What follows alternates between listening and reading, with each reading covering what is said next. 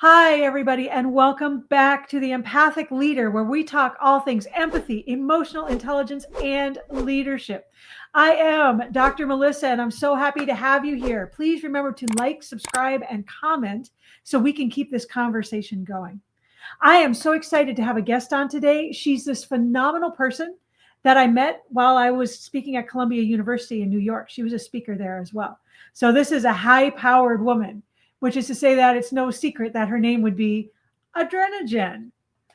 Jennie Milton, also known as Adrenajen, is an Australian extreme sports athlete, keynote speaker, and best-selling author who has survived avalanches, polar bear encounters, and even brain surgery. So let that sink in for a minute.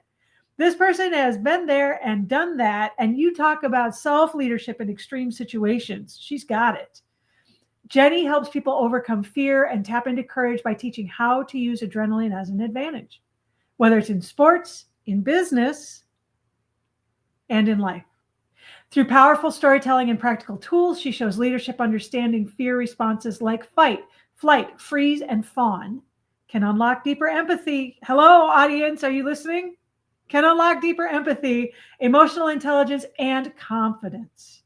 Her most recent book, Gale and the Red Kite of Courage, is at Amazon now. And I'm going to let her tell you all about that, but definitely keep an eye out for it. So please, let's welcome Adrenajen. Hi, Dr. Melissa. Thank you so much for having me on the podcast today. I am so excited to see you again. We had a great connection in New York, and when the opportunity came up to speak to not just you, but your audience, I had to jump at the chance. So thank you again.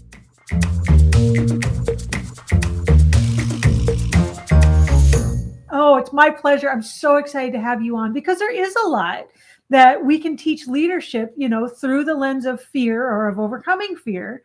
And I mean, your story is amazing. I mean, you did, speak about your past and all the stuff that you've done while we were at Columbia. And I mean, let me highlight that. We met at Columbia University in New York City. So, it was a pretty cool place to be and opportunity all the way around. But I would love for you to start by telling my audience a little bit about you and how you got from point A to point today. Okay, well, maybe you can hear that I've got a bit of an accent. I don't hear it, but many people tell me that I've got an accent, and that accent is from Australia. I was born and bred in Australia, and one of the luckiest kids in the world because my parents were entrepreneurs, and they had a sports store. So we were in retail, and my brother and I grew up just having all the latest sporting equipment. And my parents were both sporty, so in the winter, we would ski as a family together. In the summer, we would sail and windsurf together. And every couple of months, when the latest craze came into the store, my brother and I got to test them out. We would rollerblade and skateboard and ride our BMX bikes. I mean, if there were wheels and wind, we were into it. And so that was my upbringing. And if you have a look at my social media out there today, you might think that I was just born fearless, that I'm a natural athlete, just born with courage, because you'll see pictures of me kite surfing in the big waves, and you'll see pictures of me skiing big pointy mountains in Alaska. And I'm here to tell you that it didn't actually start that way. When I was at point A, when I was a little girl, I was definitely a scaredy cat. And my mum tells some really embarrassing stories of me as a little kid. I mean, she's got a whole collection that she brings up occasionally, Yeah. and I just want to share that it didn't come naturally to me. I've actually had to learn to overcome my fears and build my courage step by step by step over the years. It didn't come easy. And so I'm just showing that it's totally possible to get from a scaredy cat to like feeling like you've got superhero powers because you're able to do some incredible things. And it all comes down with our skills for overcoming fear. So tell me a little bit more about that, because for me in the work that I do, one of the things that I talk about a lot is self-empathy. And, empathy is not feeling necessarily. Empathy is about connection and understanding. So through connecting and understanding with yourself, you can have that empathy for yourself. And I know I've heard you talk about overcoming fear and understanding fear and how to move past it. And from what I've heard you say, there sounds like there's some self-empathy wrapped up in there, but I'd like to hear it from you in your words. There definitely is some self empathy in there. We really need to understand what we're going through. And I think when I started coaching people in extreme sports, one of my first jobs, in fact, at the age of 14, my first job was being a ski instructor. And Oh, how did I become a ski instructor at the age of 14? Well, my parents lied about my age to get me into the hiring clinic. But at such a young age, I was taught how to teach people to do something. And a lot of the time, they were in a state of fear. They're learning something new. They're scared of going too fast. They're scared of being out of control. And that also comes back to ourselves as well. We don't like being out of control, and trying something new always brings up a bit of fear. But over the years, I've done quite a bit of studying about what is it that makes us fearful of these situations, and how can we actually deal with that. And it comes down to fear is a natural reaction. We all have it. It's not going to go away. It's like yeah. being hungry and your stomach rumbling. When fear turns up, it's telling us that we're doing something we've never done before, and it makes us very, very observant in looking for ways to stay safe. And what happens is our adrenaline kicks in. That's the natural hormone that turns up with fear. They don't call me Adrenajen for nothing, because I have overcome so many fears in my life that I can activate my adrenaline. And when my adrenaline actually comes into play, I enjoy that feeling because it means something exciting is about to happen. And it's also adrenaline is like our inner superpower.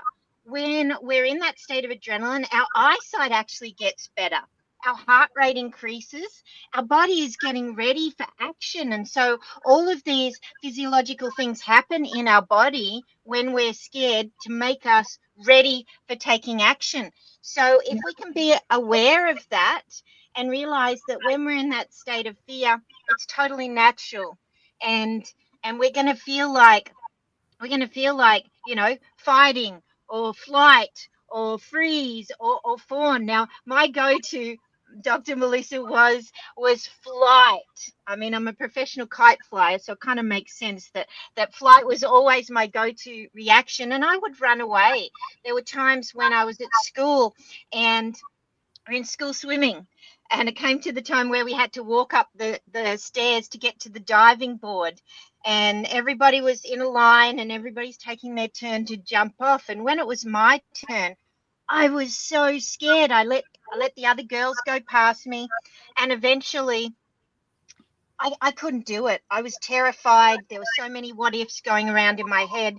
And I made the decision I had to get out of here.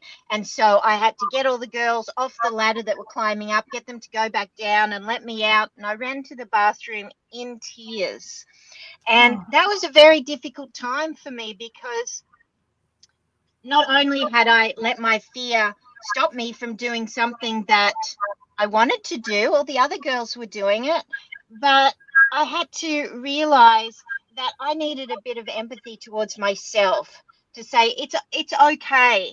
Jen, you didn't know how to deal with that fears. I didn't have the mental skills to deal with the fear, and I reacted naturally, as my body is trained to do when we have that fear.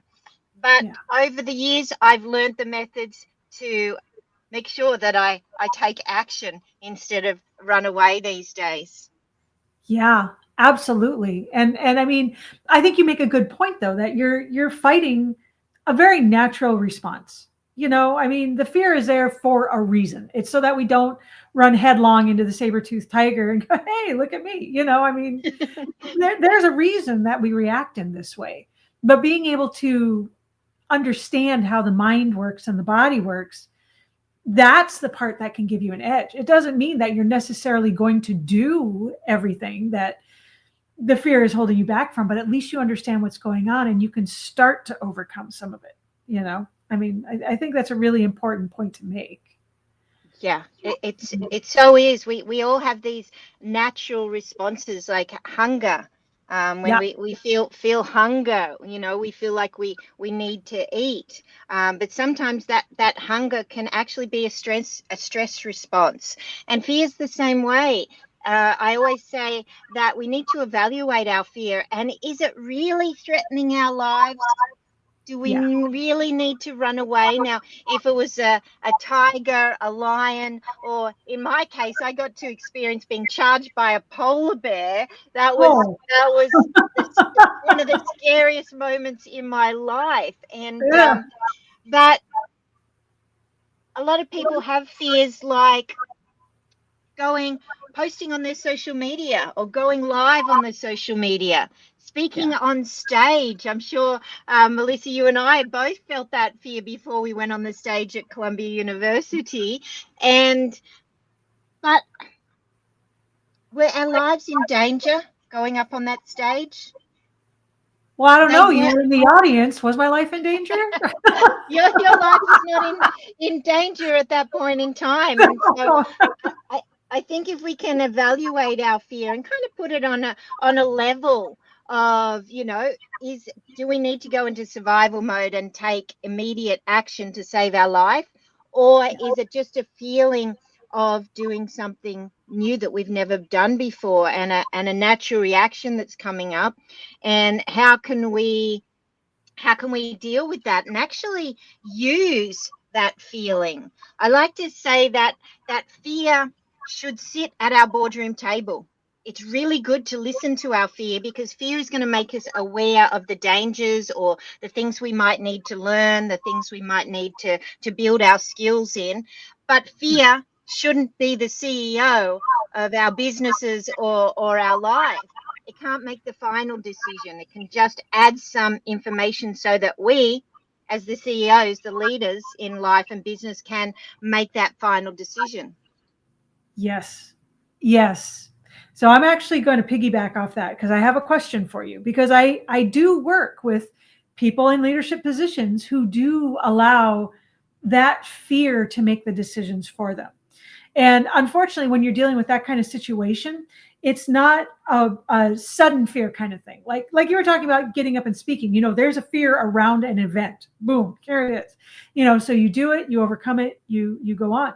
Whereas these people kind of live under low grade fear all the time in terms of stress response and stress hormone. And that's where you get a lot of my listeners will know, because I say this all the time, that, this is the way we do it because this is the way we've always done it. Well, they're sticking to that because it's gotten them some kind of return. This has worked on some level at some point, and there's a fear there, a low grade fear of going beyond that into the unknown.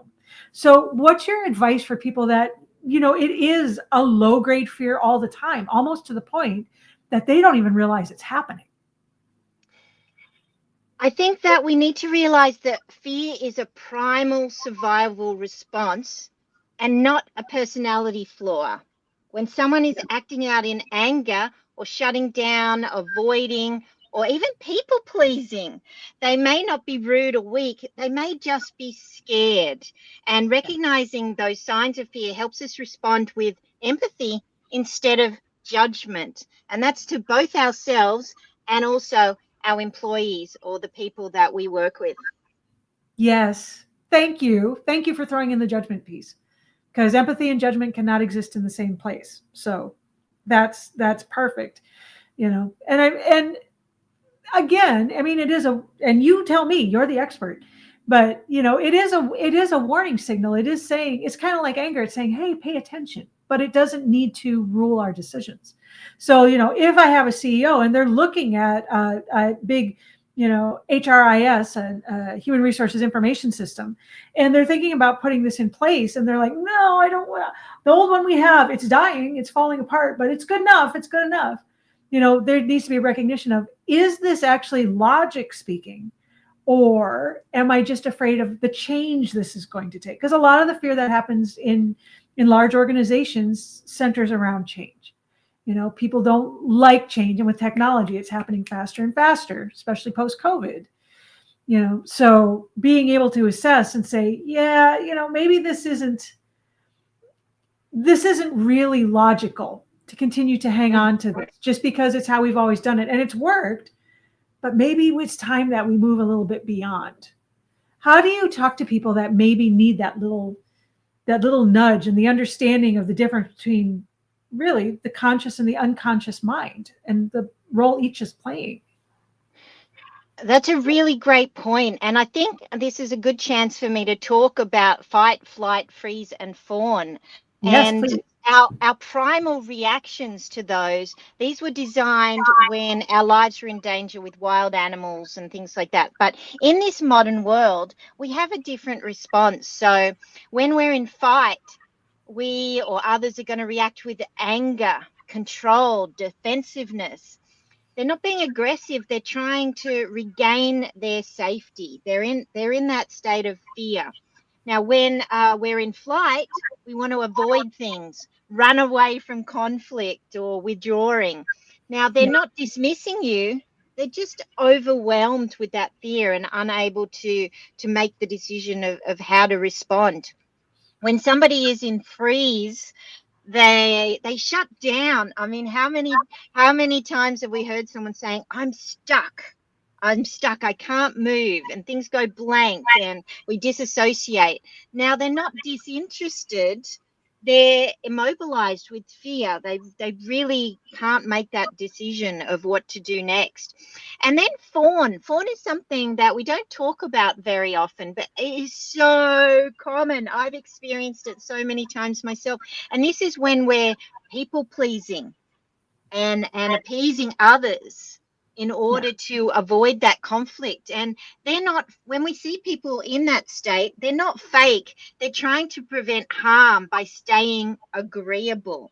Now, I'm sure I've just mentioned all four of those, and we see people in those states of fear every day.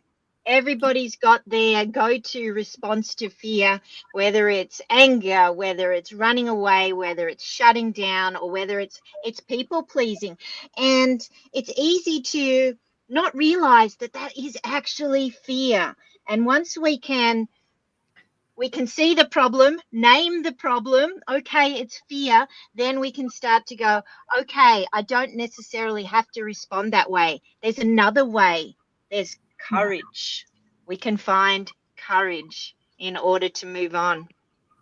So how do you have people find that courage? How do you get them to take the next step? We all have that courage in it, and it comes from embracing that adrenaline, that hormone that I mentioned before, that comes with it. And that adrenaline feeling can feel very uncomfortable. That's when we're in that uncomfortable feeling, and they say get outside your comfort zone. And ultimately the adrenaline is going to kick in, and we need to be aware of that, like being aware that our hunger has just set in, our tummy's rumbling. Realize, okay, I am fearful. I can feel my adrenaline. I'm starting to sweat. I'm nervous. I'm shaking. But also telling ourselves that this is a superpower. I've suddenly got better vision. I've just become more observant. I've just become actually internally strong to take action. So when we're in that state of adrenaline, that is the time where we can find that courage to do something. But this is something we should practice. It should be something that we can actually practice on the weekend by giving ourselves a challenge. I love challenges, because a challenge gives us the chance to do something that we haven't done before, and we can have that possibility of winning, of feeling good about ourselves, of building confidence, of being proud of ourselves. That's why athletes are so driven to compete, because we love challenging ourselves all the time. It's not for that plastic trophy that isn't real gold. It's that feeling that we get when we actually achieve our goals. And so by setting ourselves some achievable challenges, and that's why a lot of businesses, the smart leaders out there, take their staff on adventures.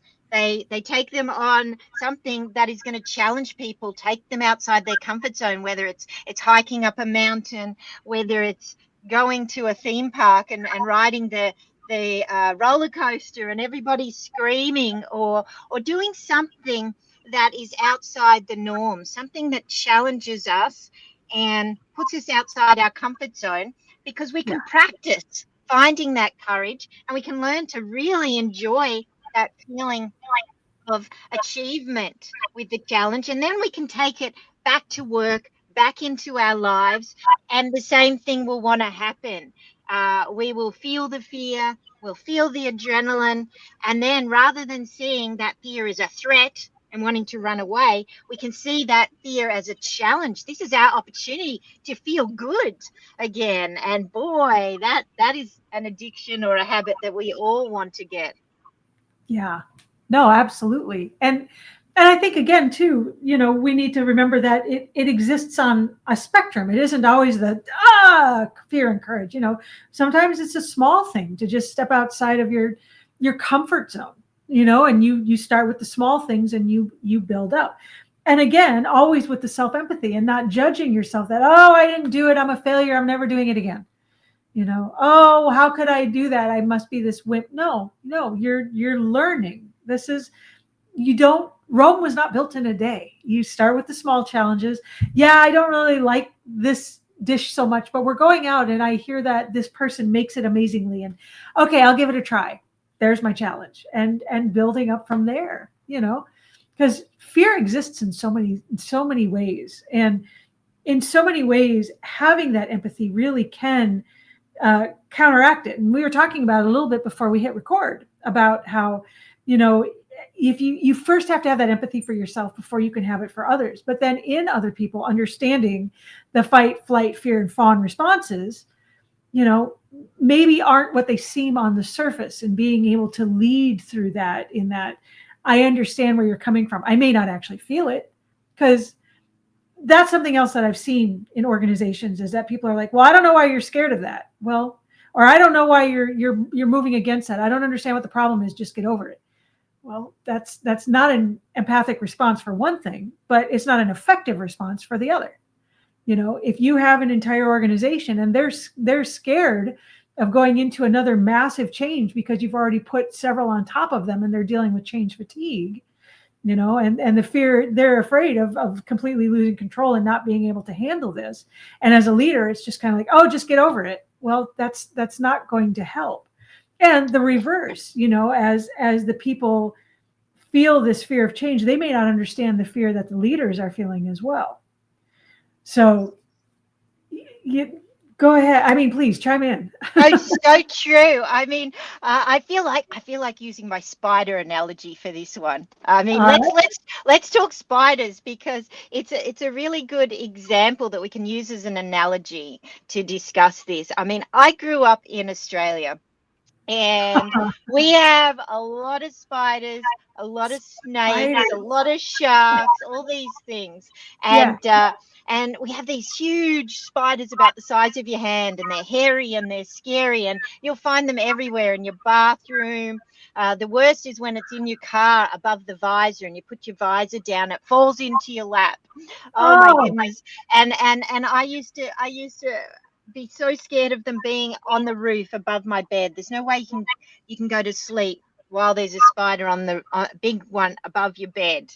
And so we need to learn to deal with these spiders. And I learned as a little kid, my mum and dad taught me that we had to get a plastic container and trap the spider underneath, and then slide the magazine between the roof and the container. And you couldn't use a flimsy gossip magazine, or the spider would run up your arm. You had to use a stiff magazine or thin book, and then flip it over and carry it outside. I definitely loved saving Mother Nature's creatures. We may not like them, but I never wanted to just squash it or use some spray on it. I used to like to actually take it outside. But I grew up with spiders, and so I'm not saying I was never scared of them. Of course I was, but the more that I was able to take them outside, we were taught that even though they looked scary, they're actually harmless. They're not going to bite you. They're not going to kill you. They're just one of Mother Nature's creatures that, looks a little bit scary. And then I got over here to America, and I fell in love with Steve, my dream husband. And you know what? There might be a spider about the size of my little pinky nail, and he's like, spider, because he didn't grow up with those big spiders. So I think if we see somebody who's experiencing a fear, it's really important to show empathy towards them, because we don't know what their experience is with it. Yes. I have great experience with spiders, and it wouldn't be right for me to say, man up to my husband, man up, God on, it's just a little teeny little thing. And I actually turn it back around and go, I'm the tough one in this family. I'm going to get rid of the spider for him and take it outside, you know.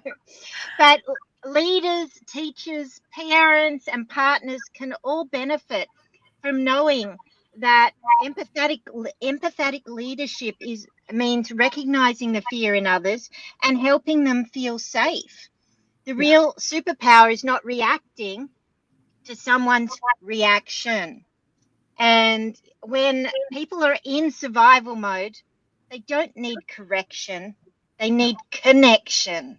And we need to actually be there for them. Now, I'll give another example of my husband, rather than everybody thinking he's just afraid of spiders. My husband is actually a heli ski guide up in Alaska. And so his job, I like to say, he makes people's dreams come true, because people dream about going heli skiing in Alaska. It's a once in a lifetime incredible trip. And he's the guide that keeps them safe. He's the one that is trained to evaluate avalanches and forecast the dangers out there on the mountain. And the helicopter's flying around, and he's on the radio with the pilot choosing the mountain that they're going to ski. And he needs to make sure that he chooses the mountain that is the right standard for the people that are in the group. So he's gotten to know them. He's asked them about where they ski, how often they ski.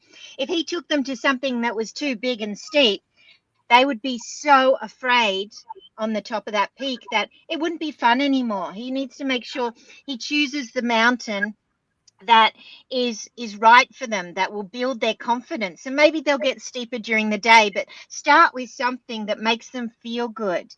And he deals with a lot of clients that are experiencing fear. I remember the first time I went heli skiing, it was terrifying. I mean, you're standing on top of this mountain and you're in awe of the amazing view. And then all of a sudden, my guide says, okay, Jen, your turn. And I got close to the edge and looked down, and boy, that fear hit me like a 10-ton truck. It was so powerful, terrifying.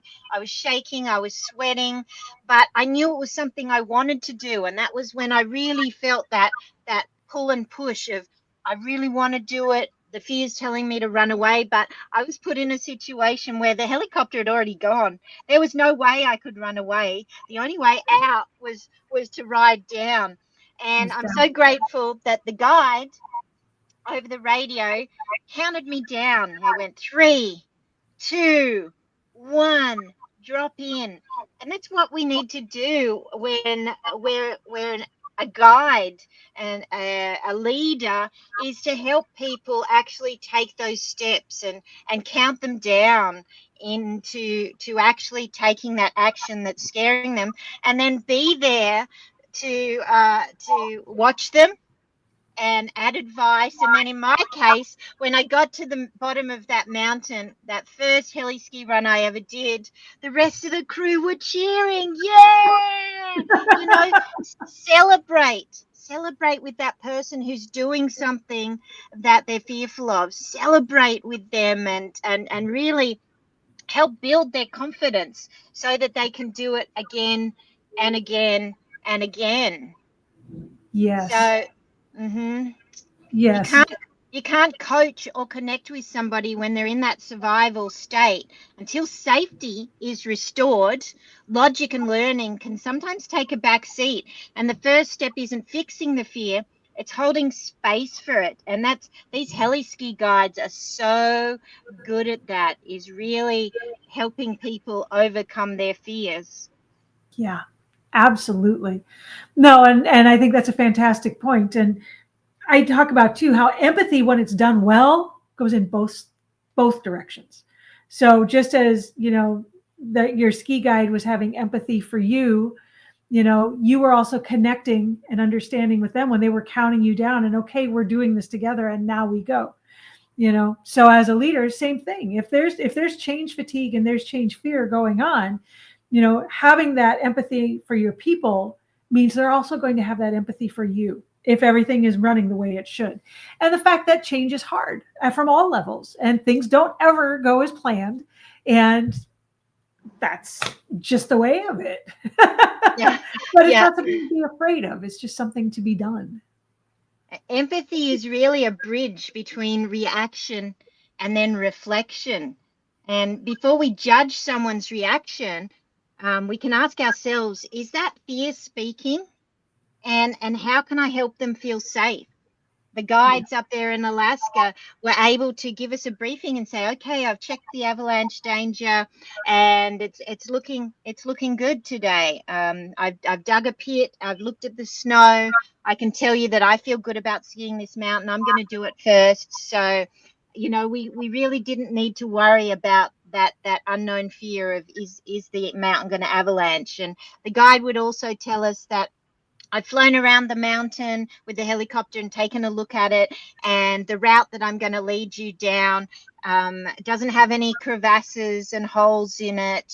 People are worried about falling in a crevasse, which is on a glacier. It's where the ice splits and it creates a hole that you can fall into. And so when we don't have a lot of that knowledge, there's so many what ifs, what ifs, what ifs. And that's when we're in that learning beginner mindset. We don't have all the answers yet. And so by having a coach, by having a guide, by having a leader who's been through it, and especially a leader that has empathy towards and remembers what it feels like. They remember what it felt like when they were just learning and in that situation. Then they can help us get through those tough times. Absolutely. Jen, this has been amazing. Please tell my audience where they can find you. Oh, well, thank you. You've heard my name. My nickname is Adrenajen, like adrenaline Jen, short for Jennie, Adrenajen. Now, I've got a website. You can find out all about the adventures that I run up in Alaska and learning how to snow kite and kite surf with me. And you can also find me on Instagram at Adrenajen, on Facebook at Adrenajen, and please reach out if you'd like me to speak to your team or your community or group. I've got so many exciting stories to share that will keep people entertained and educated, and it's very empowering. And I also like to be encouraging to everybody that no matter what stage you're in, even if you're sort of marinating in that fear state, I've got some great tips I would love to share with you. And the other thing I wanted to share was that this doesn't have to start here in the boardroom. I think that learning about courage is something we need to start thinking about as kids. And I wrote my first children's book last year called Gale and the Red Kite of Courage. And it shares a story from my childhood about when my brother got cancer. And it was a very traumatic time in my life and his life. And something as simple as a red kite brought me joy, helped me go outside and helped me get out of that depression that I was suffering. And I found joy, and I found a community of other kite flyers that also loved the wind and doing that activity. So you can find Gale and the Red Kite of Courage on Amazon, and that's for all those kids that are looking for inspiring stories.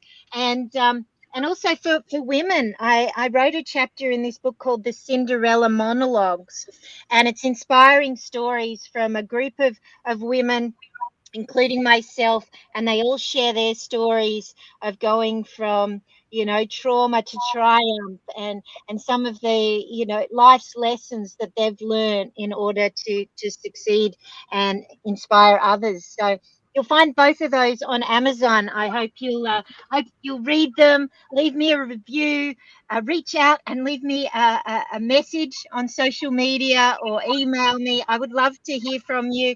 Tell me what your biggest takeaway was from this conversation that I had with Melissa today. I would so love to hear it. And thanks again for having me, Melissa. Totally. Well, before you go, I have one last question that I ask everybody. So here it is. If you can think of one leader, alive or dead, known or unknown, that has changed the way you lead and the way you see leadership, who would it be and why? Ooh, great question. And that's something that I think I would need to ponder on for a little bit. But how about I just tell you somebody that in the last couple of weeks that has made a difference to me and made me think about leadership in another way. And this was an incredible speaker that I saw in New York at Columbia University. Her name is Dr. Melissa, and she spoke about empathy in leadership. And that talk made a huge difference in not just mine, but everybody in the audience. And if you ever get the chance to hear Dr. Melissa's keynote and hear her speak on the stage, boy, it is powerful. Any business or team could definitely benefit from that. And so, Melissa, I'm saying it's you right now. You're the person that's made a difference. Well, that's a huge compliment. And thank you. Thank you very much. I mean, for both of us, what we want is to get our word out. So coming from you, that means the world. Thank you. Thank you. It has been such a pleasure to have you on today. Thank you so much for joining me. I know my audience has gotten great stuff. We'll have your socials linked in the show notes and everything. And just thank you so much. Thanks for having me. You Bye. Bet.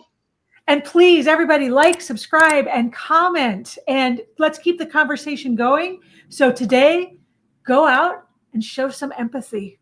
See you next time.